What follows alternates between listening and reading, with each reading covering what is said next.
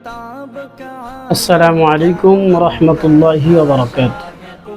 আশা করছি আপনারা সকলেই ভালো আছেন। আল্লাহ তাআলার অশেষ রহমত ও দয়ার বরকতে আলহামদুলিল্লাহ আমি অনেক ভালো আছি। আজকে আপনাদেরকে একটি দোয়া নিয়ে কথা বলব। এই দোয়াটির আমল যদি আপনারা করেন তাহলে দুনিয়ার সকল বিপদ এবং আখিরাতের শাস্তি থেকে হেফাজত পাবেন। দোয়াটি হলো আল্লাহুম্মা ইহফাজনা মিন কুল্লি বালাইদ দুনিয়া ওয়া আযাবিল আখিরাহ। দোয়াটির বাংলা অর্থ হলো, হে আল্লাহ, আমাদেরকে দুনিয়ার সকল বিপদ এবং আখিরাতের শাস্তি থেকে হেফাজত করুন।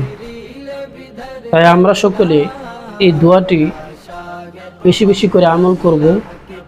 আল্লাহ তাআলা যেন আমাদেরকে সকল বিপদ থেকে এবং আখিরাতের শাস্তি থেকে যেন হেফাজত করেন। আমিন।